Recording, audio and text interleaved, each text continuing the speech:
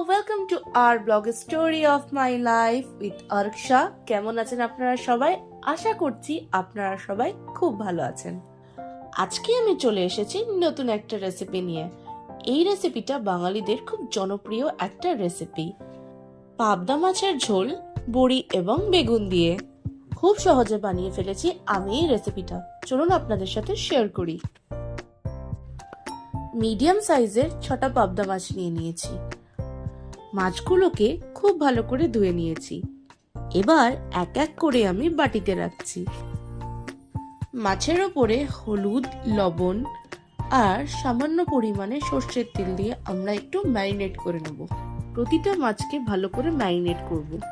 ম্যারিনেটের পর বাটিটা একদিকে রেখে কড়াইটা ইন্ডাকশনে বসিয়ে দিয়েছি। একটু গরম হলেই তেল ঢেলে দেবো। আমি ফরচুনের মাস্টার্ড অয়েল ইউজ করছি, আপনারা চাইলে রিফাইন্ড অয়েলও ইউজ করতে পারেন। প্যানের তেলটা গরম হয়ে এলেই আমরা মাছগুলো একে একে ছেড়ে দেবো। প্রতিটা মাছ আমরা ভালো করে লাল করে ভেজে নেব, যাতে কাঁচা গন্ধটা না থাকে মাছের।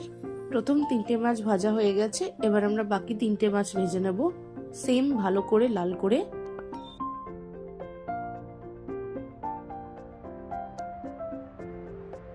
মাছ তুলে নিয়ে আর একটু তেল অ্যাড করব কড়াইতে। তারপর আমরা বড়িগুলোকে ভেজে নেব। বড়িগুলোকে একটু ভালো করে ভেজে নেব। যখন বড়ির রঙগুলো একটু লালচে লালচে হয়ে আসবে তখন আমরা নামিয়ে নেব। বেগুনগুলো আমি কেটে রেখেছি, তার উপরে একটু হলুদ এবং স্বাদ মতো লবণ দিয়ে ভালো করে মিক্স করে নেব। এদিকে কড়াইতে তেলটা গরম হয়ে গেছে। এবার আমরা একটু কালো জিরে ফোড়ন দিয়ে হালকা নাড়াচাড়া করে বেগুনগুলো দিয়ে দেবো। বেগুনগুলো একটু নরম হয়ে এসছে, এবার আমরা 3টে কাঁচা লঙ্কা অ্যাড করব। বেগুনটা বেশ অনেকটা নরম হয়ে এসছে। এখন আমরা একটু হলুদ দিচ্ছি, তার পাশাপাশি দিচ্ছি স্বাদ মতো লবণ। একটু নাড়াচাড়া করে 2 মিনিট পর আমরা পরিমাণ মতন জল দিয়ে দিচ্ছি।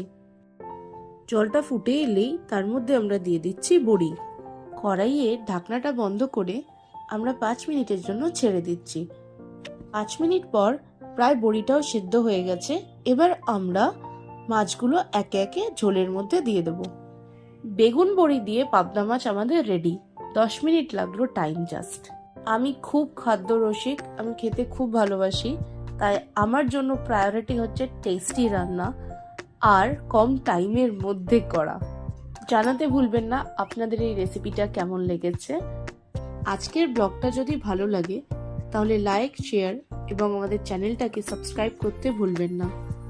টিল দেন ভালো থাকুন, নিজের খেয়াল রাখুন আর story of my life with Araksha দেখতে থাকুন।